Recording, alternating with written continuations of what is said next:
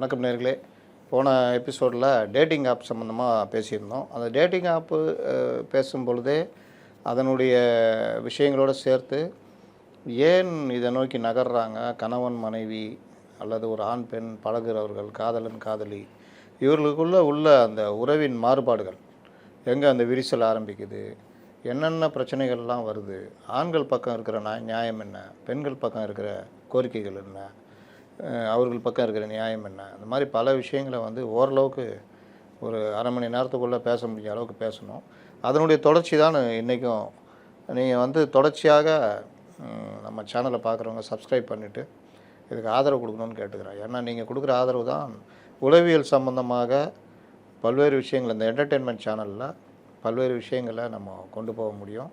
இன்னும் பங்கு சந்தை, சினிமா, பழைய சினிமா, என்னென்ன இந்த மாதிரி என்டர்டெயின்மெண்ட்டுக்குள்ளே என்னென்ன வருதோ எல்லா விஷயங்களுமே நம்ம உங்களுக்கு தரத்துக்கு ரெடியாக இருக்கிறோம். இன்றைக்கி மீண்டும் உளவியல் நிபுணர் இளையராஜா அவர்களிடம் அந்த டேட்டிங் ஆப்புடைய தொடர்ச்சியாக சில கேள்விகள் இருக்குது, அது கேட்போம். வணக்கம் சார். Thank you sir. இப்போ டேட்டிங் ஆப்புக்குள்ளே அதாவது எல்லாருக்குமே தெரியும் டேட்டிங் ஆப்பு தப்பு அப்படின்னு. அப்போ தப்புன்னு தெரிஞ்சு ஏன் போகிறாங்கன்றது ஒன்று இருக்குது. கரெக்ட். இல்லை நான் சும்மா பார்த்துட்டு வரலான்னு போனேன்னு சில பேர் சொல்லுவாங்க. சில பேர் ஒரு கிளர்ச்சி மனப்பான்மையில் அதுக்குள்ளே போவாங்க. கரெக்ட். என்ன அவர்களை தூண்டுகிறது? சார், இப்போ நீங்கள் ரொம்ப அழகான ஒரு கேள்வியாக கேட்ட மாதிரி எனக்கு தோணுது. இப்போது உதாரணத்துக்கு எல்லாருக்குமே பார்த்திங்கன்னா எனி டேட்டிங் ஆப் உள்ளுக்குள்ளே போகிறோம் அப்படின்னா இது ஒரு தப்புன்னு எல்லாருக்குமே தெரியும். அது ஆணாக இருக்கட்டும், பெண்ணாக இருக்கட்டும், எஸ்பெஷலாக மேரேஜ் ஆனவங்களாக இருக்கட்டும், அது ஒரு தப்புன்னு தான் எல்லாருக்குமே தெரியும். பட் இருந்தாலும் ஏன் போகிறாங்க அப்படின்ற ஒரு விஷயத்தை தான் நம்ம பார்க்க போகிறோம். இதை ஏன் போகிறாங்க அப்படின்றது ரொம்ப சிம்பிளாக, இது ரொம்ப தப்புங்க, எல்லாம் பண்ணக்கூடாதுங்க, திருமணத்தை தாண்டி ஒரு உறவு ஏன் பண்ணுறீங்க, இந்த மாதிரி எந்த விதமான நம்ம அட்வைஸ் பண்ணாலும் கூட பார்த்திங்கன்னா அது கேட்பவர்களுக்கு மிகப்பெரிய ஒரு எரிச்சலையும் இல்லை ஒரு மன அழுத்தத்தையும் கொண்டு வரும். முதல்ல ஏன் அவங்க அந்த மாதிரி பயன்படுத்துகிறாங்கன்றது நம்ம அப்படி உற்று நோக்கும்போது நம்ம பார்க்கக்கூடிய ஒரு விஷயந்தான். உண்மையிலே இதில் 2 காரணம் இருக்குது. மிகப்பெரிய முக்கிய காரணம் அவங்களுடைய ப்ரெசன்ட் மெரைட்டல் ரிலேஷன்ஷிப்பில் இருக்கக்கூடிய ஒரு டிஸாட்டிஸ்ஃபேக்ஷன் நம்ம சொல்லலாம். அது உடலியல் ரீதியானதா அல்லது மனது ரீதியாக? ரெண்டுமே இருக்குது. அது 2 டேகாக இருக்குது. நான் அது ஒன்று, அந்த மெரைட்டல் ரிலேஷன்ஷிப்பில் இருக்கக்கூடிய உறவு சார்ந்த பிரச்சனைகள், அதில் அவங்களுக்கான போதிய மரியாதைகளோ இல்லை மதிப்புகளோ அல்லது அவங்களுக்கு அந்த மனம் ரீதியான இறுக்கமோ அல்லது உடல் ரீதியான இறுக்கமோ அல்லது ரொம்ப வருஷமாக அம்மாவாக இருக்கிறேன் அல்லது ரொம்ப வருஷமாக மனைவியாகவே இருக்கிறேன் அப்படின்ற ஒரு போர்டமாவோ அப்படின்ற இருக்கிற ஒரு காரணத்தை நம்ம ஆராயணும். 2வது தான் childhood personality or like inner child. பெண்களுக்கு சொல்கிறேன், பெண்களுக்கும் சரி ஆண்களுக்கும் சரி, இருபாலருக்குமே நம்ம வச்சுக்கலாம். 2வது டேகாக நான் என்ன சொல்ல வர்றது அப்படின்னு பார்த்தீங்கன்னா இந்த இன்னர் சைல்டு அல்லது குழந்தை பருவம்னு நம்ம பார்க்கணும். சில ஆண்களோ பெண்களோ அவங்க வளர்ந்த விதம், வளர்க்கப்பட்ட விதத்தில் அதிகமாக மன உளைச்சல் இருந்துச்சு அல்லது அவங்க சின்ன வயசுலேயே பாலியல் ரீதியாக துன்புறுத்தப்பட்டார்கள், செக்ஷுவல் ஹராஸ்மெண்ட் ஒரு செக்ஷுவல் அப்யூஸ் இருந்துச்சு அப்படின்னா அந்த இன்னர் சைல்டுன்னு சொல்லக்கூடிய அந்த குழந்தை ஆர் லைக் அந்த குழந்தை மனம் இன்னும் சரியாகவில்லை என்றாலும் கூட திருமணமான பிறகு இந்த உறவை தாண்டி ஒரு உறவை தேடுவதற்கான வாய்ப்புகள் இருக்குது. நீங்கள் சொல்கிறதே முரணாக இருக்குது. சின்ன வயசில் அவர்களுக்கு விருப்பப்படாத ஒரு பாலியல் ஹராஸ்மெண்ட்டு, ஒரு அப்யூஸு இந்த மாதிரி நடக்குது. கரெக்ட். அவர்களை இதை வெறுக்கத்தானே செய்யணும் இந்த மாதிரி விஷயங்களை. ஏன் அதை நாடி போகிறாங்க? ரைட். ஒரு காமனாக சொல்லக்கூடிய எல்லாருமே அதுலேருந்து ஒரு பயம் வரும்னு நீங்கள் சொல்கிறீங்க. உளவியல் என்ன சொல்லுது அப்படின்னு பார்த்தீங்கன்னா, ஒருத்தர் பாலியல் ரீதியாக துன்புறுத்தப்பட்டாங்க அப்படின்னா மன ரீதியாக பாதிக்கப்படும் பொழுது 2 விதமான ரெஸ்பான்ஸ் வரும் லேட்டர் ஏஜில், அதாவது சில வருடங்கள் கழித்து. ஒன்று, அதுலேருந்து பாலியல் ஆசைகள் அதிகமாக வருவதற்கோ ஆசைகள் அதிகமாக வருவதற்கு வாய்ப்புகள் இருக்குது. இன்னொன்று அதுலேருந்து பயம். இதில் 2 விதமாக ரியாக்ட் ஆகிறவங்களுக்கு வாய்ப்பு இருக்குது. அதனால தான் சில இடத்துல நீங்கள் கேள்விப்பட்டிருக்கலாம், ஈவன் கல்யாணம் ஆன பிறகு கூட சில பேர் உடல் சார்ந்த ஒரு உறவுகளை நாடுவதற்கு கொஞ்சம் நாள் எடுத்துப்பாங்க, கொஞ்சம் டைம் எல்லாம் எடுத்துப்பாங்க. ஸோ இந்த 2 காரணத்தினால கூட சில பேர் பயப்படுவாங்க, சில பேருக்கு அதுலேருந்து ஆசை. இப்போ ஒரு ஃபேமிலி இருக்குது, கணவர் நல்ல டைப்பாக இருக்கார், மனைவி நல்ல டைப்பாக இருக்காங்க, நல்ல ஒரு குறிப்பிட்ட வருடங்கள், ஒரு 10 வருடங்கள், 2 குழந்தைகள் அப்படி போய்கிட்டு இருக்குது. திடீர்னு மனைவி 2 பேருமே ஒர்க் பண்ணுறாங்க. இப்போ மனைவி இந்த மாதிரி விஷயங்களில் அந்நிய ஆண்கள்கிட்ட பண்ணுறதுக்கு பயம், ஒரு நேரடியாக ஃபிசிக்கலாக பேசுகிறது. கணவருக்கும் அதே மாதிரி. நான் 2 பாலருக்குமே பொறுத்தியே சொல்கிறேன். கரெக்ட். ஒரு மனைவி அவங்க வாட்டில் அவங்க ஹவுஸ் ஒய்ஃப், அவங்க ஒர்க் பண்ணிட்டு அவங்க வீட்டுக்கு தேவையான எல்லாமே பண்ணிகிட்டு இருக்கிறாங்க. இவருக்கு ஒரு கட்டத்தில் பெண்கள்கிட்ட நேரடி பழக பயம். அப்போ இந்த மாதிரி ஒரு ஆப்பை நாடுறாரு வச்சுக்கோங்க. இப்போ இந்த மாதிரி இது நாடுவது என்பது அவருக்கும் ஒரு குற்ற உணர்வு இருக்கும். இப்போ பெண் எடுத்துக்கிட்டிங்கன்னா, கணவருக்கு நம்ம ஒரு துரோகம் செய்கிறோமே, ஆனாலும் நான் வந்து உடல் ரீதியாக நான் எதுவும் பண்ணலையே, ஒரு ஆப்பில் தானே நான் போகிறேன் அப்படின்ற மாதிரி. இப்போ இந்த மாதிரி ஒரு மனது உள்ளவர்கள் அதிகமாக பயன்படுத்துவாங்க. இதனுடைய பின்னணி எப்படி அது இதுவாக இருக்கும்? Super sir. இது ரொம்ப அழகான ஒரு கேள்வி சார். இதை நான் எப்படி புரிய வைக்கலாம்னு நினைக்கிறேன்னா, ஒரு மனிதனுக்கு இரு மனம் இருக்கும்னு வச்சுக்கலாம் சார். ஒரு மனம் வந்து அந்த ஃபோனையோ இல்லை ஐபேடையோ எடுத்து எப்படியெல்லாம் நம்ம சேட் பண்ணலாம், எப்படியெல்லாம் நம்ம பேசலாம் அப்படின்ட்டு ஒரு மனம் இருக்கும் சார். இது ஆணாக இருக்கட்டும், பெண்ணாக இருக்கட்டும். இன்னொரு மனம் அப்படின்னு பார்த்தீங்கன்னா எ பார்ட் ஆஃப் இன்னொரு பர்சன், என்னில் இல்லை ஒரு நபருக்கு என்னென்னா, இதெல்லாம் பண்ணி முடிச்சிட்ட பிறகு ஒரு குற்ற உணர்ச்சி இருக்கும். சே, இது தப்புன்னு தெரியுது, இது லாங் டேர்மில் மிகப்பெரிய பிரச்சனை கொண்டு வரும்னு தெரியும், நாளைக்கு இது நம்ம கணவருக்கோ மனைவிக்கு தெரிஞ்சிச்சுன்னா மிகப்பெரிய ஒரு மன அழுத்தத்தையும் மனப்பதட்டத்தையும் கொண்டு வரும்னு தெரியும், இதை ரிப்பேரே பண்ண முடியாது, சம்டைம்ஸ் இதை டிவோர்ஸு கூட போகும், நம்ம குடும்பத்தாருக்கெல்லாம் தெரியும். இது ஒரு பக்கம் இருக்கும். இதெல்லாம் ஒரு மன போராட்டத்தில் இருந்து ஒரு பக்கம் சேட் பண்ணிட்டும் இருப்பாங்க, ஒரு பக்கம் குற்ற உணர்ச்சியாகவும் இருப்பாங்க. இது ரெண்டுமே ஒரு நபர்களுக்கு வரும். ஆனால் இது எல்லாமே தப்பு தானே நம்ம சொன்னாலும் கூட, தப்பு தான் ஒரு 10 பேர் கேட்டாலும் கூட, நம்ம இந்திய பொதுவாகவே வந்து பார்த்திங்கன்னா யாரை கேட்டாலும் வந்து இதுக்கு சரி, உன் கணவரிடம் இந்த பிரச்சனையை ரிசால்வ் பண்ண முடியல, அல்லது உன் மனைவிடம் இந்த ரிசால்வ் பண்ண முடியல, அதனால தான் நீ இதுக்கு போகிறேன்னு சொல்கிறதுக்காக யாருமே வந்து இதுக்கு சப்போர்ட் பண்ண மாட்டாங்க. ஆனாலும் நம் மனம் போகுது அப்படின்னு பார்த்தீங்கன்னா, நான் இதுக்கு முன்னாடி சொன்ன மாதிரி அன்மெட் நீடுன்னு சொல்லுவோம். அதாவது இந்த திருமணத்தில் நிறைவேறப்படாத சில ஆசைகளோ அல்லது என்னுடைய குழந்தை பருவத்தில் நிறைவேறப்படாத அல்லது பாதிக்கப்பட்ட சில விஷயங்களோ நமக்கே தெரியாமல் நம்ம மைண்டில் வர்றதுனால இதை பயன்படுத்தும்.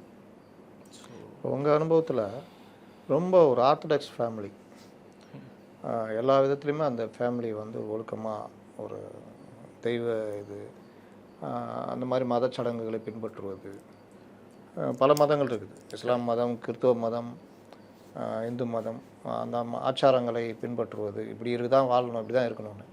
அந்த மாதிரி இடங்களில் இது போன்ற டேட்டிங் ஆப் போகிறது, இந்த மாதிரி அதுக்குள்ளே போகிறது, இந்த மாதிரி இது குறைவாக இருக்குமா, இல்லை சாதாரணமாக அதுவும் அப்படி தான் சார்? சார், என் அனுபவத்தில் நீங்கள் சொன்ன அனைத்து பிரிவிலையுமே நான் பார்த்துருக்கேன் சார். எல்லா பிரிவிலையுமே நான் பார்த்துருக்கேன். அப்போ இதுக்கு வந்து ரொம்ப ஒரு ஆர்த்தடாக்ஸாக இருந்தால், நம்ம ஒரு படத்தில் ஈசன் படத்தில் கூட சொல்லுவார், சார் நாங்கள் ஒரு ஆர்த்தடாக்ஸ் ஃபேமிலி சார், இங்கே போலீஸ்லாம் வந்து விசாரிக்காதீங்க சார்னுவார் அவர். அப்புறம் அந்த ஆஃபீஸுக்கு போனால் அந்த அம்மா பூவெல்லாம் தூக்கி போட்டு இதுவாக இருப்பாங்க. கரெக்ட். அப்போ நீங்கள் பார்த்த உங்களுடைய அனுபவத்தில் இது அதுலாம் கிடையாது? எந்த மதத்திற்கோ ஒரு எந்த கல்ச்சுரல்ஸோ லைக் எந்த மத what ever the culturals communities எதுவுமே கிடையாது, எல்லாருக்குமே இது இருக்குது sir. Because sex is a biological necessity நம்ம நிறையா பேசியிருக்கோம். ஸோ அப்படின்றப்போ சில பேருக்கு அதுவும் ஒரு பங்காக இருந்து, அது இல்லாமல் உணர்வு ரீதியாக கனெக்ட் இல்லைன்னா எங்கேயோ ஒரு இடத்துல பேசி அதை திருப்தி அடைவதற்கான வாய்ப்புகள் உண்டு. ஸோ இதை நம்ம எப்படி பார்க்கலாம் அப்படின்னா, இது ஒன்று இப்போ நாங்கள் யூஸ் பண்ணுறோம், யாராவது ஒருத்தங்க யூஸ் பண்ணுறாங்க அப்படின்னா அவங்க கொஞ்சம் அவங்கள ப்ராசஸ் பண்ணணும். இதை எப்படி ப்ராசஸ் பண்ணலாம் அப்படின்னு பார்த்தீங்கன்னா, எனக்கு நான் ஏன் டேட்டிங் ஆப்பை யூஸ் பண்ணுறேன் அப்படின்ற ஒரு கேள்வியை நீங்கள் கேட்டுக்கணும். அப்படின்ற கேட்குற பட்சத்தில் நீங்கள் ஏதாவது ஒன்று சொல்வீங்க, போர் அடிக்குது, அல்லது என் மனைவியிடம் துணைவியாரிடம் வந்து பார்த்திங்கன்னா இந்த கிடைக்கல, ஏதாவது ஒரு நிறைய காரணங்கள் வச்சுருப்பீங்க. இந்த பதிலெல்லாம் ஒரு இருக்கைகள் வச்சுப்போமே, இந்த கேள்வியெல்லாம் உங்களில் இருக்கக்கூடிய இன்னொரு நபராக அங்கே இருக்கிற மாதிரி நினைத்து கொண்டு உங்களுக்கு என்ன ஆதங்கம் இருக்கோ இதெல்லாம் அவர்கிட்ட பேசுங்க. அந்த இருக்கைக்கு நீங்கள் போய் உட்காந்துருங்க. இப்போ நான் என்னெல்லாம் கேள்வி கேட்டனோ அந்த இடத்துல இருந்து உங்கள் மனசாட்சின்னு நம்ம சொல்லிக்கலாம். இல்லை உங்களில் பாதி அதற்கு எப்படி பதில் சொல்லுதுன்னு பாருங்கள். இப்போ நான் சொல்கிறது ஒரு ரொம்ப ட்ராமாட்டிக்காக இருந்தாலும் இதை நீங்கள் செய்து பார்க்கும்போது, போன எபிசோடில் இதை பற்றின பேசணும். கரெக்ட். கணவனுக்கு சில விஷயங்கள் இருக்கும். கரெக்ட். ஃபாஸ்ட் லைஃப் ஃபாஸ்ட்டாக ஓடிட்டுருப்பார். மனைவிக்கு சில ஆதங்கங்கள் இருக்கும், என்கிட்ட பேசலை அப்படின்னு. சரி, ஒரு டைம் ஒதுக்கி பேசுகிறேன் அப்படின்னா அவர்கள் உலகம் ஒரு இதுவாக இருக்கும், இவர் உலகம் ஒரு இதுவாக இருக்கும். ஆமாம். இவருக்கு ரொம்ப சாதாரணமாக இருக்கிற விஷயம் அவங்களுக்கு மிகப்பெரிய விஷயமா இருக்கும். கரெக்ட். ஆனால் அது இவர் கேட்கலை அப்படின்றது பெரிய ஆதங்கமாக மாறும். கரெக்ட். இதெல்லாம் நான் வந்து கேட்டுக்கிட்டு என் நேரத்தை நான் வீணடிக்கணுமா அப்படின்றது அவருடைய இதுவாக இருக்கும். கரெக்ட். அப்போ இந்த மாதிரி விஷயங்களில் வந்து நீங்கள் இதுக்கு என்ன தான் தீர்வு? இப்போது ஒருவேளை இப்போ நீங்கள் சொன்ன மாதிரி அந்த கணவனோ மனைவியோ நான் எப்படியும் பேசிட்டேன் ஒரு பிரோஜனமே இல்லைன்ற மாதிரி தோணுச்சுன்னா இந்த வெற்று இருக்கை முறையை கூட நம்ம பயன்படுத்தும் போது நம்மளுடைய மனசில் வந்து அந்த பாரங்கள் குறைந்து நாம் செய்த செயலுக்கு நாம் பொறுப்பேற்போம். அது அவேர்னஸ் நம்ம சொல்லுவோம். நாம் செய்த செயலுக்கு நம்ம பொறுப்பேற்ப பட்சத்தில் இது என்னுடைய டெசிஷன் தான் அல்லது என்னுடைய சாய்ஸான்றது நம்ம நிர்ணயிப்போம். ஏன்னா இந்த பிரச்சனையிலேருந்து எஸ்கேப் பண்ணுறதுக்கு இந்த டேட்டிங் ஆப்பை நம்ம யூஸ் பண்ணுறோமா, இல்லை இது வந்து ஒரு ஒரு ஒரு தற்காலிகமாக இந்த பிரச்சனையை சரி செய்வதற்காக நம்ம யூஸ் பண்ணுறோமான்ற ஒரு கன்ஃபியூஷன்ஸ்லாம் ஏதாவது இருந்துச்சுன்னா நம்ம மைண்ட் அது செட்டில் பண்ணும். அப்படியான ஒரு முறையை இது கொண்டு வரும்னு சொல்லி. இப்போ உங்ககிட்ட வந்த கேஸ் ஹிஸ்ட்ரி ஏதாவது இருக்கும்ல இந்த மாதிரி விவகாரத்தில், அதை நீங்கள் எப்படி பார்க்குறீங்க? இப்போ பொதுவாக ஒவ்வொருத்தருமே எங்ககிட்ட கவுன்சிலிங் வரும்போது கேஸ் கான்ஃபிடென்ஷியாலிட்டின்னு ஒன்று இருக்குது. அதனால தான் நிறைய இடத்துல வந்து பார்த்திங்கன்னா எந்த ஒரு இன்ட்ரோலையுமே ஒரு நபரை பற்றி பேச மாட்டோம். அப்படி பேசுகிற பட்சத்தில் என்ன ஆகுனா ஏதோ ஒரு வகையில் அவங்க அதை கேட்கும்போது அவங்க மனசு பாதிக்கப்படும். பட் இருந்தாலும் பேர் சொல்லாமல் அதுதான் சொல்லுவேன். அப்படி இருந்தாலுமே வந்து பார்த்திங்கன்னா அந்த கண்டென்ட் வந்து நான் பார்க்குற பட்சத்தில் இந்த மாதிரி டேட்டிங் ஆப்பில் பொறுத்தவரையும் 2 விஷயமாகவும் நான் பார்த்துருக்குறேன். ஒன்று, சின்ன வயசில் பாலியல் தொந்தரவுகள் ஏற்பட்டு சின்ன வயசில் அப்பா அம்மா கிட்டேருந்து போதிய அன்பு அரவணைப்பு இல்லாமல் சின்ன வயசில் சில நபர்களை நம்பி தன்னுடைய மனத்தையும் தன்னுடைய ஃபிசிக்கல் இன்டிமேசியும் ஆகி அந்த பட்சத்தில் அன்ரிசால்வ்டாக இருந்து அந்த ஒரு தாக்கத்துலேயே வந்து பார்த்திங்கன்னா திருமணத்தை தாண்டி அவங்களுடைய மனம் ஸ்டேபிளாக அந்த ரிலேஷன்ஷிப்பில் கமிட்டடாக, அதாவது ரொம்ப நேர்த்தியாக இல்லாமல் ஏதோ ஒரு வகையில் ஸ்லிப் ஆகிறவங்களும் இருக்குது. திருமணம் ஆன பிறகு என்னுடைய கணவரிடம் எனக்கான ஒரு அன்போ, எனக்கான ஒரு பாசமோ, எனக்கான ஒரு உடல் தேவைகளோ, எனக்கான ஒரு எமோஷனல் நீடோ, என்னை தொட்டு பேசுவதோ, எனக்கான ஒரு சின்ன கிஃப்ட் கொடுப்பதோ, அல்லது ஒரு சின்ன பூ கூட வாங்கி கொடுப்பதோ, அல்லது நான் செய்த வேலைக்கு என்னை அப்ரிஷியேட் பண்ணுறதோ இப்படி இல்லைன்றது பட்சத்தில் நாடுறவங்களும் இருக்கிறாங்க. ஸோ இது இல்லை, அதாவது சின்ன வயசில் இருக்கக்கூடிய ட்ராமாவில் தான் போகிறாங்களா, அல்லது திருமணம் ஆன பிறகு நடக்கக்கூடிய விஷயங்கள் நடக்காதனால தான் போகிறாங்களான்றதெல்லாம் வந்து நபருக்கு நபர் வேறுபடும்.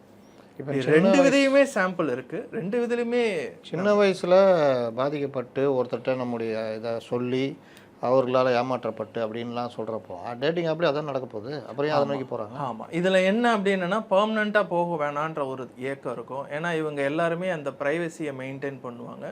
பட் அவங்களுக்கே தெரியாது, நாட்கள் நகர நகர ஏதோ ஒரு வகையில் ஒரு பர்டிகுலர் நபரிடம் கனெக்ட் ஆகிட்டாங்க அப்படின்னு பார்த்தீங்கன்னா தன்னை அறியாமல் சில புகைப்படங்களை பரிமாறிக்கொள்ளும் போதோ இல்லை முக்கியமான இன்ஃபர்மேஷனை சொல்லும் போது தான் அந்த இடத்துல பெரிய பிரச்சனை வரும். அதை வைத்தே மிரட்டப்படலாம். ஆமாம். ஏன்னா இது ரொம்ப கான்ஷியஸாக அவங்க பிளான் பண்ணி எக்ஸிக்யூட் பண்ணுறதெல்லாம் வராது. ஏதோ ஒரு வகையில் அந்த எமோஷனல் கேப் இருக்கும்போது, அதுதான் சொல்கிறேனே, அந்த ஆப்பை யூஸ் பண்ணுறப்போ நமக்கு என்ன தோணுதுன்றதை அவங்க பார்க்கணும். இப்போ எனக்கு இது பயங்கர சந்தோஷம் தருதா, இல்லை என்னுடைய எமோஷனல் கேப்பை ஃபில் பண்ணுதா, அல்லது உடல் ரீதியாக நான் கிளர்ச்சி எரோசல்னு நம்ம கிளர்ச்சி ஆகிடுறோமா, அதெல்லாம் நம்ம ப்ராசஸ் பண்ணணும். இதுதான் நம்மளுடைய நீடு. இந்த நீடை நம்ம பார்ட்னர்கிட்டயே சரி செய்ய முடியுமா, சரி செய்ய முடியல அப்படின்னா இதை மருத்துவரை பார்க்கலாமா, இல்லை மனநல ஆலோசகரை பார்க்கலாமா அப்படின்னு சொல்யூஷன் ஓரியன்டாக நம்ம யோசிக்க ஆரம்பிச்சிட்டோம் அப்படின்னு பார்த்தீங்கன்னா ரொம்ப அழகாக இந்த பழக்கத்துலேருந்து வெளியே வந்துடலாம். இல்லை நீங்கள் முதல்ல சொன்ன மாதிரி கணவரோ பார்ட்னரோ மனைவியோ இதுக்கு பேசினாலும் ஒத்துழைக்கலை அப்படின்ற ஒரு விஷயத்தில் இந்த ரிலேஷன்ஷிப்பை விட்டு வெளியே வரலாமான்றது ஒரு முடிவையும் கூட அவங்க தான் யோசிக்கணும். ஏன்னா நம்ம ஊர் லைக் ஜென்ரலாக வந்து பார்த்திங்கன்னா ஒரு ரிலேஷன்ஷிப்பில் இருந்து திருமண உறவில் இருந்து இன்னொரு உறவில் ஈடுபடுவதுன்றது வந்து பெரும்பான்மையான இடத்துல ஒத்துக்க மாட்டாங்க. பட் ஒரு சில இடத்துல வேறு வழி கிடையாது. கோ பேரண்டிங்னு நாங்கள் இப்போ புது யுக்திகள் வருது. நீ இந்த குழந்தைக்கு அப்பாவாக இரு, நான் இந்த குழந்தைக்கு அம்மாவாக இருக்கிறேன். 2 பேரும் இவங்க முன்னாடி சண்டை போடாமல் என் வாழ்க்கையை நான் பார்த்துக்கிறேன், உன் வாழ்க்கையை நான் பார்த்துக்கிறேன். இதில் என்ன வேணாலும் அடங்கும். அது நான் சம்பாதிக்கிறது எனக்காக இருக்கட்டும், I have my own partner, நீ சம்பாதிக்கிறது உனக்காக இருக்கட்டும், யூ ஹாவ் யோர் ஓன் பார்ட்னர்ன்ற ஒரு யுக்திலையும் வரக்கூடிய சில தம்பதி நம்ம சமூகத்தில் அப்படி நடக்குதா? தாராளமாக. உங்களுக்கு ஏதாவது கேசஸ் அந்த மாதிரிலாம் இருக்குது. அதனால தான் அந்த கோ பேரண்டிங் ஸ்டஃப்லாம் வந்து பார்த்திங்கன்னா இப்போ உள்ள சில பேர்லாம் இதை எதிர்பார்க்குறாங்க. எதுக்கு தேவையில்லாமல் சண்டை போடுவானே, எதுக்கு என் பர்சனல் விஷயத்தில் நான் இம்ப்ரூவ் இன்க்ளூட் ஆகி எதுக்கு ஒரு பிரச்சனை கொண்டு வரேன், ஏன் என்னுடைய ஃபோனெல்லாம் வந்து பார்க்குறேன், அப்படியே நான் டேட்டிங் ஆப்பில் நான் ஏதோ ஒரு சேட் பண்ணால் அது என்னுடைய ப்ரைவசி, நீங்கள் எதுக்கு இதுக்குள்ளே உள்ளே வரணுன்ற ஒரு விஷயங்கள்லாம் போய் இதில் சண்டை வந்து ஒரு டிவோர்ஸ்னு சொல்லி கோர்ட்டுக்குள்ளே போய் அந்த குழந்தைங்களோட மனநலம் பாதிக்கப்படுறதை விட இந்த மாதிரி ஒரு மாற்று சிகிச்சையிலையும் யோசிக்கிறாங்க. ஏன்னா இந்த டிவோர்ஸ்னு போகிறது பெரும்பாலுமே எந்த விதமான எக்ஸ்டெண்டட் குடும்பமும் எந்த அப்பாவுமே வந்து பார்த்திங்கன்னா ஒத்துக்க மாட்டாங்க. ஸோ அப்போ என்ன பண்ணலாம், இருக்கலாம், வாழலாம், குழந்தைக்காக வாழலாம். ஸோ 2 பேருமே ஒரே வீட்டில் 2 வாழ்க்கைகள் வாழலாம். வேற்றுமையில் ஒற்றுமை. ஆமாம் சார், ட்ரிபிள் பெட்ரூம் எடுத்து இந்த மாதிரி ஒரு வாழ்க்கையை லீட் பண்ணுறவங்களே நான் பார்த்துருக்குறேன். இப்படி தானே பிரச்சனை. குழந்தைக்காக நம்ம இருப்போம், you have your own bedroom, எனக்கு ஐ ஓன் பெட்ரூம். அப்பா அம்மா யாராவது வராங்களா, இன்னொரு பெட்ரூம் பார்த்துக்கலாம், அப்படி ஒன்றா இருக்கிற மாதிரி காமிச்சிப்பாங்க. சமுதாயத்தில் ஒன்றா இருக்கிற மாதிரி காமிச்சிப்பாங்க. ஒன்றா தான் வெளியே போவாங்க வருவாங்க. 2 பேருக்குமே ஒன்றா ஒரு மனநலம் இருந்தால் 3 பேருமே, அதாவது அல்லது 4 பேர், 2 குழந்தைகள் 1 குழந்தைகள் இருந்தால் ஒன்றா சினிமாவுக்கு அதுக்கெல்லாம் போவாங்க. பட் 2 பேருமே 2 ப்ரைவசியை மெயின்டைன் பண்ணுவாங்க. இப்போ உங்கள் அனுபவத்தில் அந்த டேட்டிங் ஆப் இந்த மாதிரி விஷயங்கள், இந்த பேரண்டிங் இந்த மாதிரி விஷயங்கள், இதெல்லாம் பெண்கள் ஒரு காலத்தில் வேலை இல்லாமல் வேலைக்கு அனுப்பப்படாமல் வீட்டில் முடக்கி வைக்கப்பட்டிருந்தார்கள். அங்கே ரொம்ப கம்மியாக இருந்தது. இப்போல்லாம் எல்லோரும் வேலைக்கு போகிறாங்க, தனி பொருளாதாரம், அதனால் அந்த மாதிரி விஷயங்கள் அதிகமாகுது அப்படின்னு ஏதாவது இருக்கா? இல்லை சார், நான் பார்த்த விஷயத்தில் வந்து பார்த்திங்கன்னா ஒரு ஹோம் மேக்கரும் பயன்படுத்தி நான் பார்த்துருக்குறேன். வேலைக்கு போய் சிறப்பாக மிகப்பெரிய போஸ்டில் இருக்கிறவங்களும் நான் பார்த்துருக்குறேன். இவங்க எல்லாருமே எங்ககிட்ட அல்லது என்னிடம் சொல்வது என்னென்னா, என்னை எது ஜட்ஜ் பண்ணிடாதீங்கன்னு. எனக்கு வந்து இதை வச்சு எனக்கு கணிச்சிடாதீங்க, பட் இது என்னுடைய உணர்வை நான் பகிர்ந்துக்கணும் அப்படின்ட்டு தான் நான் பார்ப்பேன். ஏன்னா இதுக்குள்ளெல்லாம் போகும்போது தான், ரொம்ப கனெக்ட் ஆகும்போது தான், at the end of the day அந்த நபர் சொல்லுவார், எனக்கு ஆல்ரெடி கல்யாணம் ஆச்சுன்னு சொல்லுவார். இதெல்லாம் ஏன் முன்னாடி சொல்ல மாட்டீங்க அப்படின்னா, டேட்டிங் ஆப்பில் அதெல்லாம் சொல்ல மாட்டாங்க. சொன்னால் எந்த பெண்ணும் எந்த ஆணும் விரும்ப மாட்டாங்க இல்லையா? ஸோ ஏதோ ஒரு வகையில் அதனால தான் இதில் பெண்கள் ரொம்ப பாதிக்கப்படுவாங்க. அந்த பெண்ணெல்லாம் ரொம்ப பாதிக்கப்பட்டு உச்சக்கட்ட ஒரு மன அழுத்தத்தில் போய் தன்னுடைய காலை முதல் இரவு வரை செய்யக்கூடிய வேலைகளே செய்ய முடியாமல் இருந்து, அவங்க சில நாட்கள் கவுன்சிலிங்லாம் எடுத்து நல்ல காலமாக அவங்களுக்கு ஒரு புது வேலை கிடச்சி அந்த வேலையில் முழுமையாக பிஸியான பிறகு இந்த மன அழுத்தம் கொஞ்சம் கொஞ்சமாக செட்டில் ஆகிடுச்சு. நீங்கள் சொல்கிறது இந்த டேட்டிங் ஆப்பில் ஒரு உணர்வை தேடுவது, ஒரு இதை தேடுறது பெண்கள் மாதிரி தான் அதிகன்ற மாதிரி சொல்கிறீங்க, அப்படியா? பெண்கள் எனக்கு 2 செக்ஸுமே இருக்குது சார். ஆண்கள் ரொம்ப அதிகம் சார். நான் சொல்ல வர்றது, என் கணவர் கவனிக்கல, என் உணர்வுகளை புரிஞ்சிக்க மாட்டேங்கிறாரு, ஆமாம், என்கிட்ட ஒரு கனிவாக பேச ஒரு ஆள் தேவை, என்னுடைய பேச்சை கவனிக்க ஒரு ஆள் தேவை, இது மாதிரி டேட்டிங் ஆப்புக்கு அதிகமாக வர்றது பெண்களா ஆண்களா? பெண்கள் எனக்கு தெரிஞ்சு அதிகமாக வருவாங்க. ஆண்கள் என்ன நோக்கத்துக்கு வராங்க? ரிப்பீட். ஆண்கள் என்ன நோக்கத்துக்கு வர்றாங்க? ஆண்கள் பொறுத்தவரையும் நம்ம ஆல்ரெடி சொன்ன மாதிரி பாலியல் நோக்கத்துக்காக வருவாங்க சார். அவங்க மட்டும் வந்து பார்த்தீங்கன்னா, நம்ம ஒரே நேரத்தில் பல பெண்களிடம் ஹாய் ஹலோன்னு அந்த மாதிரி சொல்லக்கூடிய ஒரு நபரெல்லாம் நான் பார்த்துருக்கேன். ரொம்ப அழகாக அந்த ஒய்ஃப் வந்து அந்த ஸ்க்ரீன்ஷாட் எடுத்து காமிப்பாங்க. பாருங்கள் சார், ஒரு பெண்ணினா கூட பரவாயில்ல, எவ்வளோ பேருக்கு hi hi hi hi hello hello ஹலோன்னு சொல்லியிருக்கிறாரு. ஒருத்தர் கூட இதுக்கு ரிப்ளையே பண்ணல, பட் இருந்தாலும் அதை ஓடுறாரு. ஸோ அந்த மாதிரி ஆண்கள் வந்து பார்த்திங்கனாலும் சில செக்ஷுவல் மெசேஜ் எல்லாம் காமிப்பாங்க. சம்டைம்ஸ் நூட் ஃபோட்டோஸ் எல்லாமே எக்ஸ்சேஞ்ச் பண்ணுற மாதிரியான ஒரு தயார் நிலையில் இருப்பாங்க. அண்ட் செக்ஸ்டிங்னு சொல்லுவோம், பாலியல் ரீதியான மெசேஜுகள் அனுப்புவாங்க. உடனே உன் ஃபோட்டோ அனுப்புவோம், வயசு என்ன, ப்ரைவேட்டான இந்த சைஸஸ் எல்லாம் கேட்கக்கூடிய ஆண்களும் இருக்கிறாங்க. இதே இது பெண்கள் வந்து பார்த்திங்கன்னா, நான் அவைலபிளாக இருக்கிறப்போ நீங்களும் அவைலபிளாக இருப்பீங்களா, எந்த டைமில் நீங்கள் அவைலபிளாக இருப்பீங்க, ஸோ தட் நான் உங்ககிட்ட பேசலாம், நான் உங்ககிட்ட கொஞ்சம் மனவிட்டு பேசணும் அப்படின்ற ஒரு நோக்கத்தில் தான் இங்கே உள்ளே போகும். பட் இந்த விகிதம் இருக்குல்ல, ஆமாம், இது பெண்கள்கிட்ட எவ்வளோ சதவீதம் இருக்கும்? இல்லை ஆண்களை மாதிரியே ஏதோ ஒரு தேவைக்காக உள்ளே போகிறது எத்தனை சதவீதம்? இது நான் பார்த்த வரையும் எனக்கு தெரிந்து ஆண்களிடம் அதிகம், பெண்களிடம் கம்மி. உதாரணத்துக்கு ஆண்களிடம் 65%, ஒரு 70% இருந்ததுன்னா பெண்களிடம் ஒரு 30-35% இருக்கிறதாக ஒரு ரீசன்ட் சர்வே கண்டுபிடிச்சிருக்கிறாங்க. உங்ககிட்ட இந்த மாதிரில வந்ததில் ஏதாவது ஒரு வித்தியாசமான கேஸ் இருக்கா? இப்போ நான் சொன்ன மாதிரி இந்த டேட்டிங் ஆப்பில் எனக்கு தெரிஞ்சு இப்போது என் மைண்டில் நிற்கிறது என்னென்னா, அந்த கணவர் வந்து பார்த்திங்கன்னா, என் மனைவியை முகத்தை பார்க்க கூட எனக்கு விருப்பம் இல்லை இளையராஜான்னு சொல்லிட்டு 2 பேருமே 2 காரில் தனியாக வந்து செஷன் எடுத்துகிட்டு போகிற மாதிரி போவாங்க. ஏன்னா அவர் எல்லா மெசேஜுக்கான அந்த டெக்ஸ்ட் எல்லாமே பார்த்துட்டாரு, டீட்டெயிலாக எப்படியெல்லாம் எக்ஸ்சேஞ்ச் பண்ணியிருக்கிறாரு. இந்த டைம் தானே நான் கொடுக்குறேன்னு சொல்லியிருந்தேன், ஆனால் எனக்கு கொடுக்காம ஏன் இன்னொருத்தர்கிட்ட போனாங்க, என்னால் அந்த முகத்தை கூட பார்க்க முடியல, நாங்கள் இங்கே வந்ததுக்கான அப்பாயின்மெண்ட்டே ரொம்ப எத்திக்கலாக எங்களை பிரித்து வச்சுருங்க, என்னால் இதில் லீடே பண்ண முடியலன்னு சொல்லக்கூடியவர் கணவர். மனைவி வந்து எனக்கு ஒரு சான்ஸாவது கொடுக்கலாமே அப்படின்னு கேட்கக்கூடியவர். ஆனால் அவர் என்ன கேட்பாரு அப்படின்னா, சான்ஸ் கொடுக்கறது ரொம்ப நானே வரவேற்கத்தக்கது, ஃபைன், ஆனால் இதை நான் கண்டுபிடிக்காதப்போ நீ இது ஒரு சான்ஸாக கேட்டிருந்த அப்படின்னா நான் கண்டிப்பாக இதுக்கு முயற்சி எடுத்திருப்பேன். அல்லது நீ குற்ற உணர்வு சொல்கிறதுன்றதை என்னால் புரிஞ்சுக்க முடியும். நான் பார்த்த பிறகு நீ வந்து ஒரு குற்ற உணர்வு இருக்குது அல்லது எனக்கு ஒரு வாய்ப்பு கொடுங்கன்றது நான் பார்க்கவில்லை என்றால் இது கண்டினியூ தான் ஆகிட்டு இருக்கோன்ற மாதிரி சொல்லுவார். ஏன்னா இவரும் ஒரு எக்ஸ்ப்ளனேஷன் வச்சுருப்பார். இந்த குடும்பத்துக்காக 2 குழந்தைக்காக நான் இவ்வளோ சம்பாதிக்கிறேன், இவ்வளோ கடனை வச்சுருக்கிறேன், நீ இன்னமும் இன்ஸ்டாகிராமில் பார்த்துட்டு இந்த மாதிரி ஒரு சின்ன சின்ன பெட்டி ஆசைகள் பெட்டி இருக்கிறதுக்காக கொண்டு வரியன்ற மாதிரி இவர் சொல்லுவார். ஆனால் ஒய்ஃபு கிட்ட கேட்டிங்கன்னா இதை நான் வேறு யாருக்கிட்ட சார் போய் கேட்க முடியும்? அதுக்கு பேர் தானே சார் ஒர்க் லைஃப் பேலன்ஸ். அங்கேயும் பார்க்கட்டும், எனக்கு ஒரு வீடியோ கால் பேசட்டும், எனக்காக ஒரு ஈவினிங் கொஞ்சம் நேரம் உட்காந்து பேசட்டும், ஒரு சின்ன gift கொடுக்கட்டும்னு இவங்க எதிர்பார்ப்பாங்க. இதில் 2 பேருக்குள்ள சண்டை வந்து செட்டில்மெண்ட் ஆகாதனால அவர் ரொம்ப ஒரு மன அழுத்தத்தில் அழுத ஆண் மகன்களையும் அழுத பெண் மகளையும் பார்த்த வாய்ப்புகள் நிறைய உண்டு. இப்போ அவர் சொல்கிற மாதிரி அந்த அம்மாவுக்கு உங்கள்கிட்ட கவுன்சிலிங் பேசும் பொழுது குற்ற உணர்வு இருந்ததா அல்லது சிக்கிக்கிட்டதுனால அது ரொம்ப இந்த கேள்வி ரொம்ப சென்சிட்டிவான கேள்வி. ஆனால் நான் பார்த்த வரையும் மாட்டின பிறகு தான் சார் வருவாங்க. மாட்ட முன்னாடி வரையும் அந்த அனலைசஸ் இருக்காது. அதனால தான் நான் யுக்தி சொல்கிறேன். அந்த ஆப்பை யூஸ் பண்ணி நான் மெசேஜ் யாருக்காவது போடுறேன்னா நான் என்ன ஃபீல் பண்ணுறேன்னு நீங்கள் நினைக்கணும். அது எதனால் நீங்கள் தோண்டிங்கன்னு தோணுச்சுங்களே நீங்கள் உணரணும். உணர்ந்தால் அந்த அவேர்னஸ் வந்தால் மட்டும்தான் நீங்களே செஷனுக்கு முதல்ல வந்துடுங்க. ஐயோ நம்ம ரிலேஷன்ஷிப்லேருந்து ஸ்லிப் ஆகிறோம் அல்லது வேறு ஏதோ பண்ண போகிறோம், நமக்குள்ளே ஏதோ ஒன்று இல்லைன்னு நீங்கள் ப்ராசஸ் பண்ணிட்டீங்கன்னா அது அப்படியே ஸ்டாப் ஆகிடும். ஆனால் நம்ம இடத்துல அதாவது நான் பார்த்த நிறைய இடத்துல பார்த்தீங்கன்னா மாட்டின பிறகு தான் வருவோம். இவங்களை பரிவாக பார்க்கணுமா இல்லை எப்படி பார்க்கணும்? உண்மையிலேயே பரிவாக பார்க்கணும் சார். நிறைய பெண்கள் சொல்கிறது என்னென்னா, என்னை தயவுசெய்து ஜட்ஜ் பண்ணிடாதீங்க, ஏன் இத்தனை ரிலேஷன்ஷிப்பில் இருந்துக்கிறீங்கன்னு என்னை கேட்டுறாதீங்க, எனக்கே தெரியல நான் ஏன் போகிறேன்னு அப்படின்னு தெரியல, அதனால தான் உங்கள் ப்ராசஸ்க்கு வரேன்னு சொல்கிறேன்ற மாதிரி சொல்கிறவங்களாம் இருக்கிறாங்க. பல பெண்கள் தன்னுடைய நேரத்தை தோழிகளோடு பேசி ரொம்ப விஷயங்கள் பேசி அவங்களுக்குள்ள அதாவது கணவர்கிட்ட சொல்ல முடியாத குறைகளோ இல்லை அவங்க ரேஞ்சுக்கு இருக்கிற விஷயங்களை பேசி நேரத்தை செலவழிக்கிறாங்க.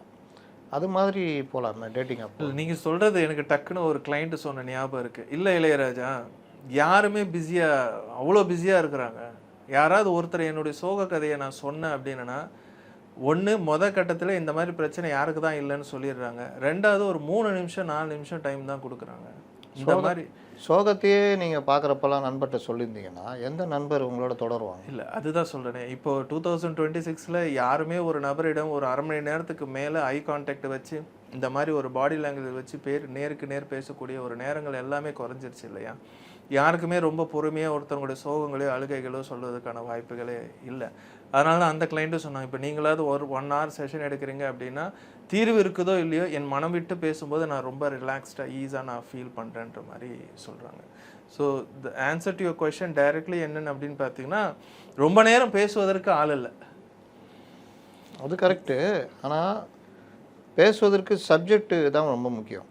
ஆமாம், சப்ஜெக்ட் கரெக்டாக இருந்ததுன்னா ஆள் இருப்பாங்க. இல்லை அந்த சப்ஜெக்ட்டுக்கான ஆளை தேடி நீங்கள் தானாக உங்களை அமைவாங்க. நீங்கள் எதுவுமே இல்லை இதுக்காக தான் நான் பேசுகிறேன்னு சொன்னால் அதுக்கு எதிர்பார்ட்னரும் தயாராக இருக்கணும்ல. நான் பார்த்த இதில் பார்த்தீங்கன்னா ஃபியூ பீப்புள் இந்த மாதிரி ஒரு விஷயத்த சொல்லும்போது கட்டி பிடிச்சி சரியாயிடும்னு சொல்லக்கூடியவங்களும் பார்த்துருக்கேன். இப்போ நீங்கள் சில இடத்துல பார்த்தீங்கன்னா அந்த மாதிரி சொல்லும்போது எனக்கு கொஞ்சம் வேலை இருக்குது, நம்ம திரும்ப கொஞ்சம் நேரம் கழித்து பேசலாமான்னு சொல்கிறவங்களையும் நான் கேள்விப்பட்டிருக்கேன். ஐ மீன் அந்த கிளைண்ட்டு சொல்லி நான் பார்த்துருக்கேன். இது 2மே நம்ம ஃபில் ஆகணும். அதனால தான் சின்ன வயசுலேருந்தே பார்த்தீங்கன்னா அதுவும் இப்போ உள்ள இந்த ஜென்ரேஷன்லாம் நான் சொல்லுவேன், எக்ஸ்ட்ரா கரிக்குலர் ஆக்டிவிட்டீஸோ இல்லை ஸ்கூலை தவிர மற்ற வேலைகள்லாம் ஈடுபடுத்திங்கன்னா உங்களுக்குன்னு ஒரு நண்பர்கள் கிடைப்பாங்க. வெறும் படிப்பு என்று மட்டுமே இருந்து விட்டோன்னு அப்படின்னா அந்த புத்தகத்துக்கும் நமக்கும் தான் கனெக்டிவிட்டி இருக்குமே தவிர we are all social animal இல்லைங்களா? அந்த சோஷியல் அனிமல் கனெக்டிவிட்டி இல்லை அப்படின்னா சந்தோஷத்துக்கோ சோகத்துக்கோ கை தட்டுறது கூட ஆள் ரொம்ப கம்மியாக இருப்பாங்க, இல்லை ஆளே இருக்க மாட்டாங்க. டேட்டிங் ஆப்பில் இப்போ இளம் வயது ஒரு 18 வயதுலேருந்து 25, இல்லை 25 வயதுலேருந்து ஒரு 35 40, இல்லை 40 வயதுக்கு மேற்பட்டவர்கள், அது ஆணோ பெண்ணோ, எந்த பருவம் அதிகமாக இருக்குது? கரெக்ட் டேட்டா எனக்கு தெரியல சார். பட் என்னுடைய கேஸ் எக்ஸ்பீரியன்ஸில் 10th ஸ்டாண்டர்ட் பெண்மணிக்கிட்டேயே நான் பார்த்துருக்குறேன். ரைட், 40 கடந்த அதாவது ஒரு 35 வயதை கடந்த ஆண் பெண்ணிடமும் நான் பார்த்துருக்கேன் sir. But the starting ages 15 இயர்ஸ்லேருந்தே வருது.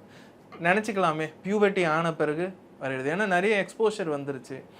இன்றைக்கி ரொம்ப அழகாக நீங்கள் பேசும்போது ஞாபகம் வருது, அந்த பையன் அம்மா நீங்கள் இன்னும் ஓல்ட் ஸ்கூலிங்கில் எதுக்கு இருக்கிறீங்க, நான் டேட் பண்ணுறேன் பார்க்குறேன் பிடிக்குதோ பிடிக்கலையோ, பிடிச்சதுன்னா கல்யாணம் பண்ணதா என்னன்னு யோசிப்பேன். இல்லைன்னா விட்டுறேன். நீங்கள் இவ்வளோ பர்சனலாக எடுத்துக்கிறீங்கன்னு சொல்லக்கூடிய முதலாம் ஆண்டு சொல்லக்கூடிய கல்லூரி மாணவனையும் நான் பார்த்துருக்கேன். இல்லை டிபெண்ட்ஸ். இல்லை அந்த காலத்தில் சும்மா ஒரு பெண் பேசினாலே லவ்வு காதல்னு போன காலம் உண்டு. இப்போ நாங்கள் எவ்வளோ முன்னேறிட்டோம், நட்பாக பழகுகிறோம், சும்மா தான் பேசுகிறோம் அப்படின்னு சொல்கிற காலம் உண்டு. ஆனால் எல்லா காலத்துலையும் இந்த தவறுகள் இந்த மாதிரி டேட்டிங் ஆப்லேருந்து எல்லாமே வந்து ஒரு பாலியல் இச்சை இல்லாட்டி அது சார்ந்த விஷயமாக தான் போய்கிட்டு இருக்குது. அப்போ என்ன முன்னேற்றம்? முன்னேற்றம் இல்லை தான் என்ன கேட்டிங்கன்னா. பட் எல்லாரும் வாழ்கிற வாழ்க்கை சின்னது. இந்த மாதிரியான டைலாக்ஸ் எல்லாம் சொல்லி கேட்டு கேட்டு சின்ன வாழ்க்கை, நான் எக்ஸ்ப்ளோர் பண்ணுறேன், கல்யாணம் ஆகி எத்தனை பேர் வந்து இந்த மாதிரி ஜென்யூனாக இருக்கிறாங்க, லவ் மேரேஜ் பண்ணாலும் இந்த மாதிரி சீட் பண்ணுறவங்க இருக்கிறாங்க, அரேஞ்ச் மேரேஜ் பண்ணாலும் இப்படி சீட் பண்ணுறவங்க இருக்கிறாங்க. ஸோ நான் எதுக்கு இவ்வளோ ஜென்யூனாலாம் இருக்கணும், லெட்ஸ் மேக் அ ட்ரைன்னு சொல்கிற மாதிரி சொல்கிற யங் ஜென்ரேஷனும் இருக்கிறாங்க. பட் அவங்களுக்கு எல்லாருக்குமே தெரியும், அல்லது சில பேரும் வந்து பாதிக்கப்பட்டெல்லாம் வந்திருக்காங்க. இவ்வளோ பெரிய ஒரு ட்ராமாவாக இருக்குது அந்த மாதிரி ஒரு விஷயங்கள். ஏன்னா வி நோ லைக் அந்த கேஸ் அந்த டேட்டிங் ஆப்பில் நார்த்தில் ரொம்ப கஷ்டமாக இருக்கும் எனக்கு. நார்த்தில் ஒரு ட்ராவல் பண்ணுறேன், ட்ரிப்பு போகிறேன்னு போட்டு ஷி காட் கேங் ரேப் அந்த இடத்துல. ஸோ இதெல்லாம் வந்து அந்த பெண்ணுக்கு எவ்வளோ பெரிய ஒரு ட்ராமாவாக இருந்திருக்குன்னு பாருங்கள். அதுதான் இதில் யாரை நம்பணும், நம்ப முடியாது. டேட்டிங் ஆப் வந்து ஒரு ட்ரஸ்ட்ஃபுல்லான சோர்ஸே கிடையாது. ஒரு மன இறுக்கத்தையோ ஒரு உடல் இறுக்கத்தை தேடுவது. அதில் இருப்பது என்ன கேட்டிங்கன்னா ஃப்ராடுன்னு தான் நான் சொல்லுவேன். ஏன்னா ஒரு உறவை தாண்டி இன்னொரு உறவை இருக்கணும். அங்கெங்கே இருக்கும் லாயல்ட்டி, அங்கெங்கே இருக்கும் ஒரு ஜென்யூன். ஜஸ்ட் லைக் ஃபிளிங் மாதிரி சொன்ன மாதிரி ஆண்கள் பெரும்பாலும் ஒரு இச்சைக்காக ஒரு பாலியல் நோக்கத்தோடு தான் உள்ளே வர்றாங்க. கரெக்ட். 90% அப்படி தானே இருப்பாங்க. கரெக்ட். அதே மாதிரி வாழ்க்கை வாழ்வதற்கே அப்படின்ற மாதிரி இந்த சொல்கிறவங்க இருக்கிறாங்க. ஆமாம்.